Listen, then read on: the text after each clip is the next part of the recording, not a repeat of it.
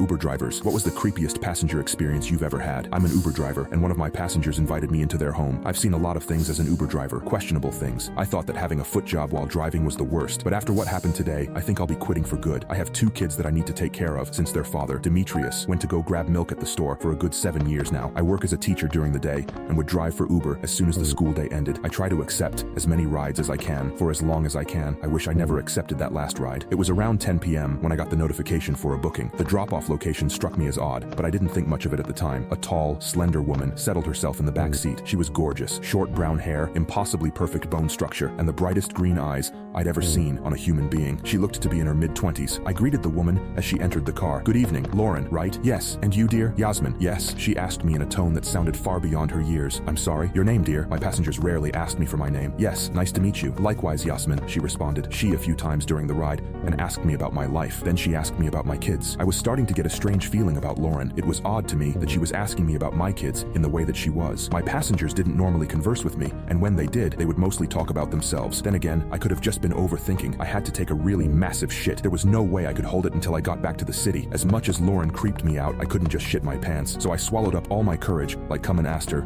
Lauren, this might be an extremely unusual request, but would it be all right if I used your restroom?" "Of course, dear. That would be no problem at all," she replied. I was looking at her through the rearview mirror and thought I saw her right eye twitch. Must have been my imagination. We'd arrived at a seemingly average suburban house. "Thank you for the ride, Yasmin. Shall we?" Lauren asked me as she exited the car. I followed suit and accompanied her to the front door. "We're actually having a small get-together at the moment," she said to me, and spun around to ring the doorbell before I could respond. A young woman had answered the door, again, very attractive. Man, what do these people eat? She had similar features to Lauren, which lead me to believe they were sisters. They had the same brown hair and green eyes. "Oh, hello," the young woman greeted us. "Rose, this is Yasmin. She's here to use our restroom," Lauren explained. "Yasmin, this is Rose, my younger sister. Nice to meet you. Sorry for the intrusion," I apologized. "No apologies necessary, dear. Come, let me show you the way," Rose said as she took my hand and led me inside. "We're actually having a small get-together at the moment." That was eerie. The way they spoke was nearly identical. Rose even said the exact same thing Lauren did, and the way Rose called me dear when I was probably a decade older than her. When we went through the dining room, I saw their small get-together. There were at least 10 other people in the dining room. They all had the same brown hair and bright green eyes. Even if they were all related, it was strange how even the shade of brown and green remained consistent. I felt a chill run down my spine, the way they were all just sitting there, staring at the food in front of them. I couldn't help but breathe a sigh of relief when we exited the dining room, partly because what the fuck, and how I was seriously about to shit myself. "Here we are. Please let me know if you require any further assistance. I'll be in the dining room," Rose said as she walked away. "Thanks," I called after her. I shut the door and was finally able to relieve myself. I checked my phone to see if I received any messages from my cousin, Samantha. I pulled my pants back on after destroying the ski-bitty toilet with my nuclear shit. As I washed my hands, I noticed something off about the mirror. It seemed as if it was a part of the wall. That kind of made the alarms in my head go off. I read about this somewhere. I needed to confirm my suspicions, so I placed my finger on the mirror. There was no gap. It was a two-way mirror. I nearly jumped out of my skin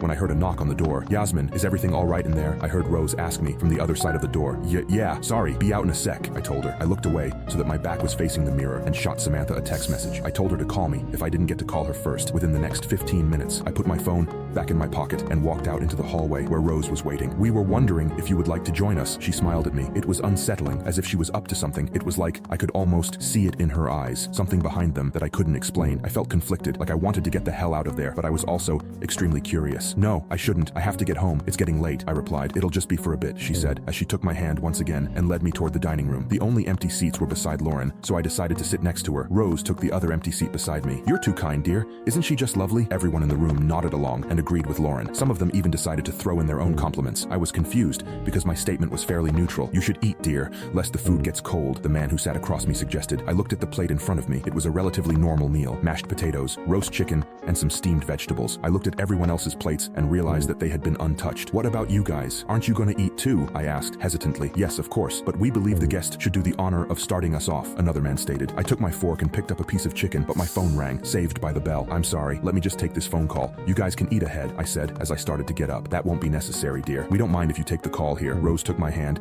and gently pulled me to sit back down. "Right, okay," I muttered, then proceeded to answer Sam's phone call. "Samantha, what's wrong? Where are you? It's getting late." Me, "Hey Sam, I'm so sorry. I might be home later than expected. Do you think you could stay a bit longer? Yas, are you okay? You told me to call you in 15 minutes. No, it's all right. Make sure you put the lasagna in the fridge. Yasmin. I hung up the phone and looked around. Everyone stayed silent as they watched me with their emerald eyes. Lasagna in the fridge was our code for trouble. I silently prayed that she had gotten that. You're such a good mother, Yasmin, Lauren remarked. Everybody else agreed and started fawning over me. Thank you was all I could say in return. I took a bite of the unassuming mashed potatoes and was pleasantly surprised. It was just the way I liked it, creamy and buttery with a few chunks in each bite. Wow, this is great, I blurted out without meaning to. Of course, dear, this is Father's recipe. Everything he does is absolutely great, Rose said proudly. Yes, Father does no wrong, the man across me agreed. I decided to try the chicken next. I could see why they liked this Father guy so much. He had some really good recipes. Thank you so much for the lovely meal. I enjoyed it, but I really do have to get home to my kids now, I announced. I hope you still have room for dessert, Lauren said as she entered the dining room holding a covered round plate. I didn't even notice her leave the room. I must have really enjoyed that meal. There was a voice in my head that kept trying to remind me that I really needed to get home, to get to my kids, to get away from this place. But once Lauren revealed the cake, all I wanted to do was eat it, and that terrified me. That fear went away.